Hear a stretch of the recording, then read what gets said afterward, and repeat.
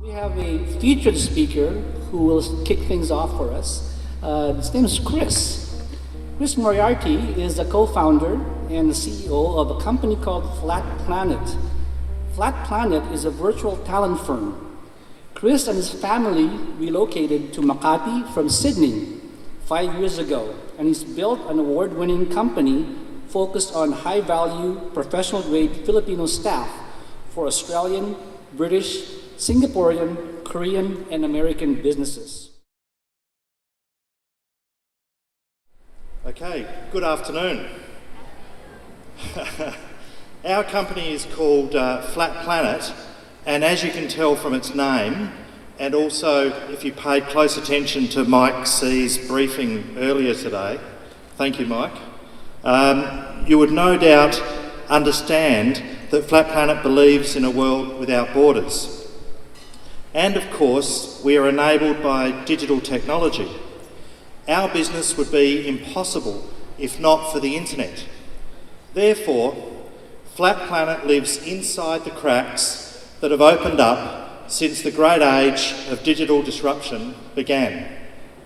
So we have a perspective on this topic, and we see two major issues. One, fragmentation, where both the job and the talent markets, freed from the shackles of geography, resolve down to the individual. Two, an extinction. Old world procedural-based work accelerating towards its use-by date. Both dynamics present significant challenges for those of us managing workforces through this disruption. Let's deal with fragmentation first. You were born in the jungles of Leyte, and against the odds, you managed to not only get a decent education, but you also managed to hold on to your hopes and dreams and your aspirations to build a better future for you and your family. Why shouldn't you be able to compete for a great job no matter where it is on the planet? Or you win the great lottery of birth and you are born in Western Sydney, where you are handed free access to genuine world-class education and health systems, along with a guaranteed minimum wage equivalent to 500 pesos an hour. Why should you, given your huge head start in life, not, at the very least, have to compete with others, including the child from Leyte, for your first job? Let's look at it from a business perspective. Bruce follows his dream and starts a new business. He is also in Western Sydney. Why is Bruce limited only to hiring those who live in his immediate area? Why would he hire a Western Sydney girl who only wants a job so as to save for an overseas trip, when he can hire a Leyte girl who has fought 10 times harder for her chance and, it just so happens, only requires half the pay? Why would Bruce not choose the resource that gives him the most sustainable and competitive business possible? And we are not just talking EAs. Bruce needs designers. He finds Stefan from Stockholm, where the best designers of the world reside. He needs outbound sales. Wendy from Minnesota. Gary from Melbourne is a project manager. Customer service in Manila. Finance from Singapore. Online marketers from Seattle. And coders from the Ukraine. All working together as a team that is truly globally competitive. All for a business owned and operated by Bruce in Western Sydney, no longer a startup, but by now a prosperous SME with 100 staff. This is what a workforce looks like in a disrupted digital environment. This vision sees businesses unshackled from the constraints of geography, waking up to the idea that they can reach for the very best talent available for each role, no matter where that talent is on the planet. Now, I've been asked to comment on Accenture's workforce of one idea. I'm sorry, Bayer, I'm going to be a little bit contrarian. I see the idea as correct, but upside down. Because in a digitally disrupted workplace that looks like this, the HR challenge is not about finding the ways to acknowledge the individuality of each person, which is apparent.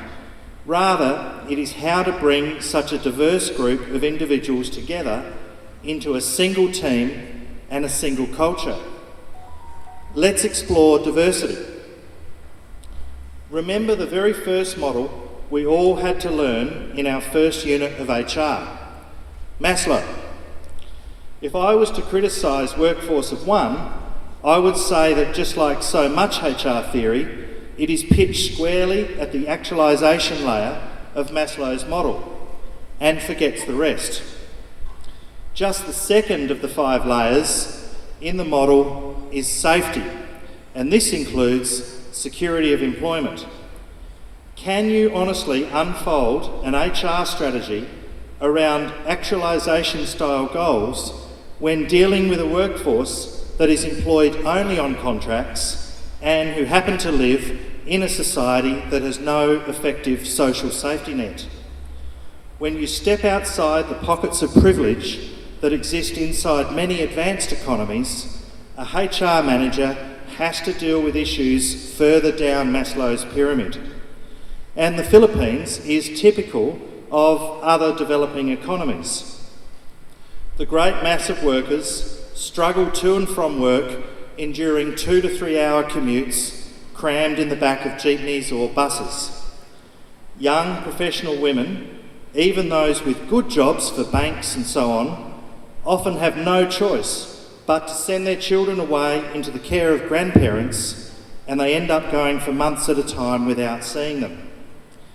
Many hand over their pay each fortnight to a parent, surrendering their income for the good of a family which may not otherwise have enough money to eat protein 3 times a day, or to pay for a younger sibling or cousin to attend a halfway decent school or college. How many, even amongst the smartphone Facebook crowd, actually, really and truly enjoy carefree access to the internet without thought to the price or thought of the mechanics around having to prepay your load? Teams arrive each day at the office well presented, clean, sharp, carrying smartphones. They look like staff attending any office in London or San Francisco. But I put it to you that the real challenges here in the Philippines are not around providing a pathway to self-actualisation. They are lower down the pyramid.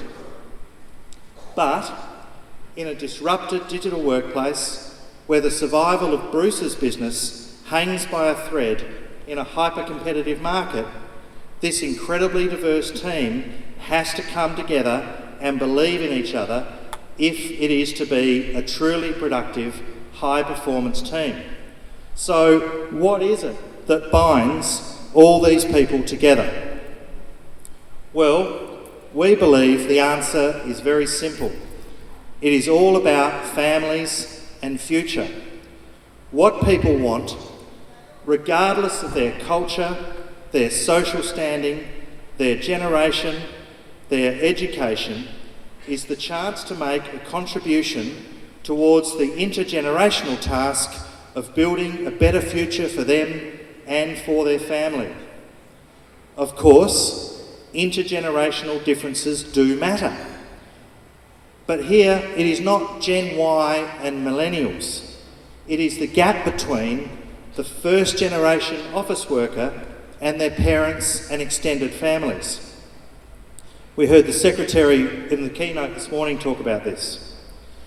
Any number of the team members at Flat Planet are from the province where their home life and the life of their parents is centred around an entirely different type of discipline.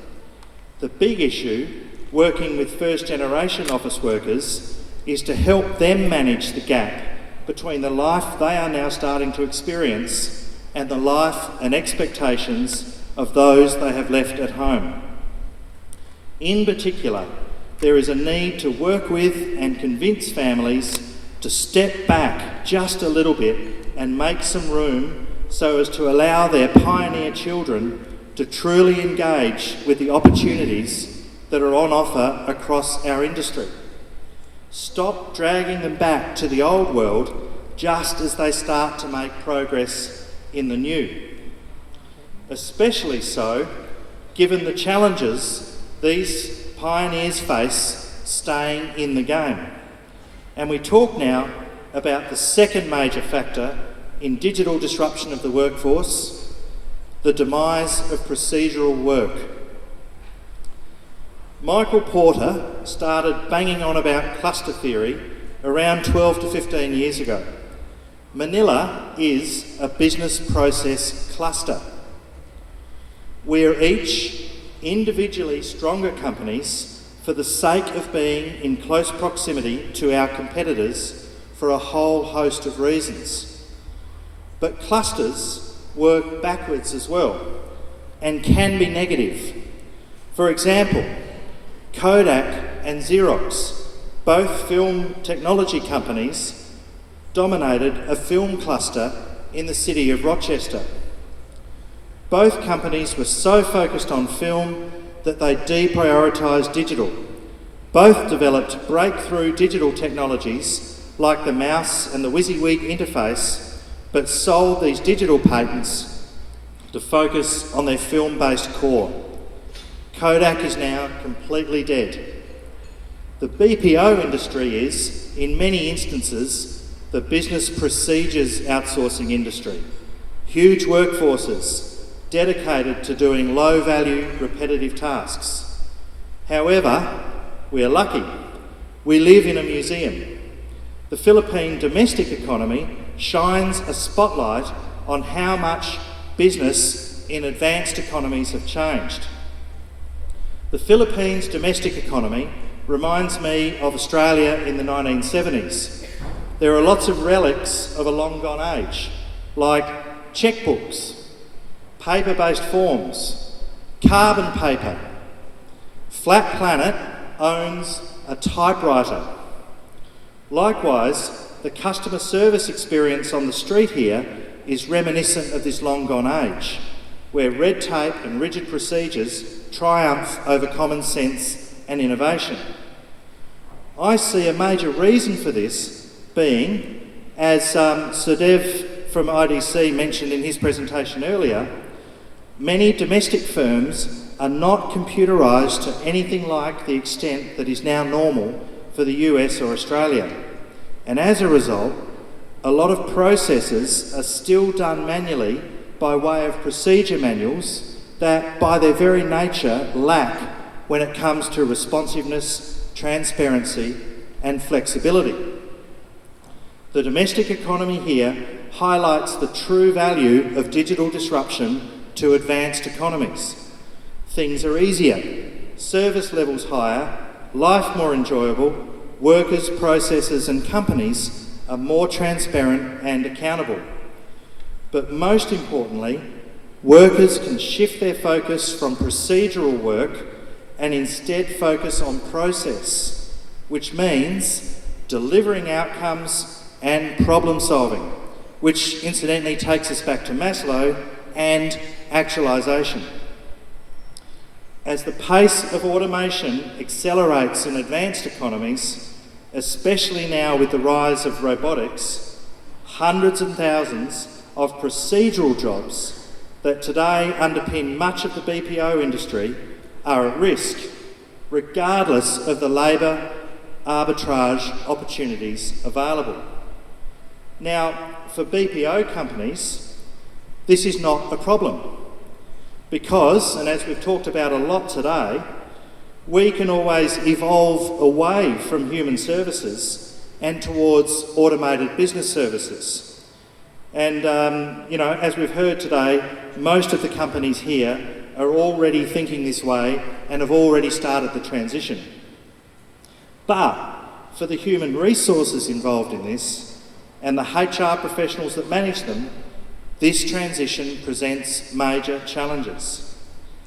This is why my vision of a digitally disrupted future is focused on smaller, agile, highly distributed teams performing at world best practice levels.